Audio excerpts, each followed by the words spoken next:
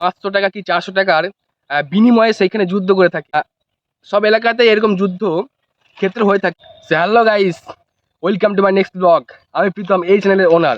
আজকে আমি তোমাদের এক জায়গায় নিয়ে যাব, সেটা হচ্ছে যুদ্ধর কুরুক্ষেত্র বলতে পারো। অ্যাকচুয়ালি সেখানে গ্রীষ্মকালীন সময়ে যুদ্ধ হয়ে থাকে। সো সো আশা করি তোমরা বুঝতে পারছো। কেউ কেউ বুঝতে পারছো না আমি কোন জায়গায় তোমাদের নিয়ে যাব।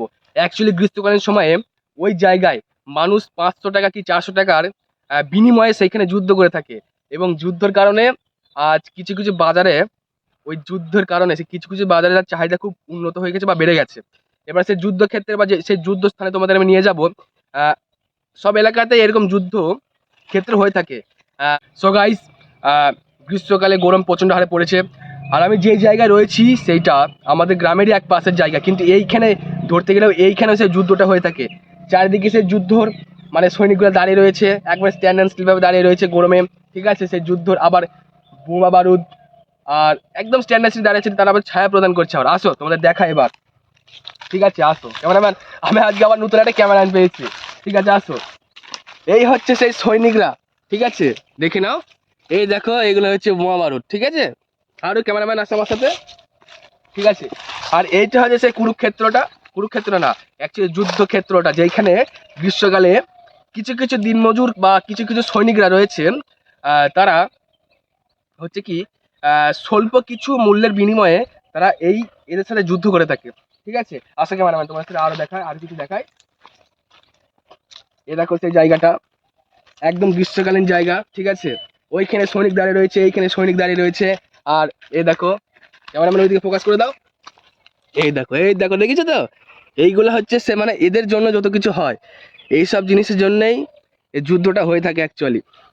দেখো, আর তোমরা বলতে পারো এটা তৃতীয় বিশ্বযুদ্ধ কি চতুর্থ বিশ্বযুদ্ধের মধ্যে এটা পড়তে পারে, কিন্তু অ্যাকচুয়ালি এটা লিপিবদ্ধ হয় না কোনো যুদ্ধরূপে। কিন্তু আমি বলছি এটা যুদ্ধ একটা। যুদ্ধ না হলে তো সেরকম অফ করে দেবে। সো গাইস, সর্বপ্রথম আমি টেলিভিশন চ্যানেলে অর্থাৎ আমার ইউটিউব চ্যানেলে আমি তোমাদের সর্বপ্রথম দেখাবো একটা ঐতিহাসিক স্থান, যেখানে এতটা পরিমাণে গ্রীষ্মকালে যুদ্ধ হয়ে থাকে। সেই যুদ্ধের মাধ্যমে কত যে ফল, যেমন আম জাম কাঁঠাল লিচু শহীদ হয়ে থাকে। আর শহীদ হয় তারপরে তো তারা বাজারে মূল্য বাড়ায় এবং বাজারে তাদের দামটা চড়া হয়ে থাকে। ঠিক আছে, এবার এরা শহীদ যদি না হয় তাহলে আমরা এদের স্বাদ নিতে পারবো না। অ্যাকচুয়ালি আম ও কাজর খেতে ভালো লাগে, আম জাম কাঁঠাল সবাই ভালো লাগে। এবার এরা যদি শহীদ না হয়, এরা যদি সেই স্বল্প বিনিময়ের মাধ্যমে কাজ করে, সেই দিনমজুর কর্মীদের মাধ্যমে যদি এটা শহীদ না হয়, তাহলে এই আম তারপরে জাম কাঁঠাল লিচু এদের কোনো রকম মূল্য থাকবে না। তাই তোমরা দেখাই, এদিকে আসো ক্যামেরাম্যান। ঠিক আছে, যত সব হয় এই সব মানে ফলের জন্য। অ্যাকচুয়ালি এরা শহীদ হয় বলেই আজকে আজকে আমাদের এরা মনের ভেতরে চিরস্মরণীয়।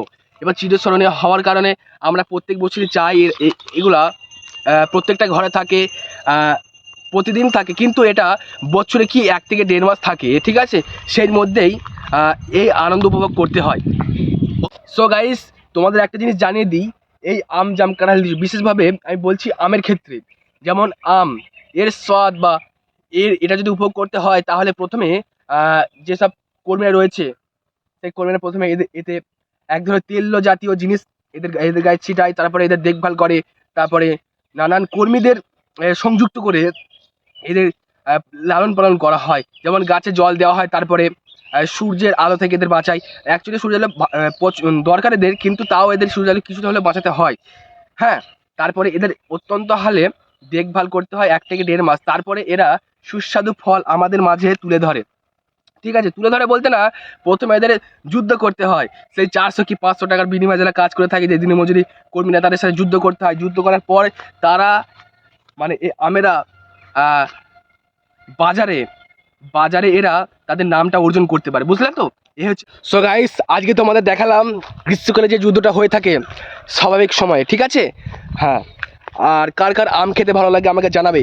আর তুমি যদি এই জায়গায় থাকতে, তাহলে তুমি কি করতে সেগুলো আমাকে জানাবে। ঠিক আছে, সো আজকের জন্য এইটুকুই। আবার দেখা হবে পরের একটা ভিডিওতে, মজাদার ভিডিওতে। সো আমাকে ভালোবাসা দিয়ে যাও। ওকে, টাটা, বাই বাই, জয় হিন্দ।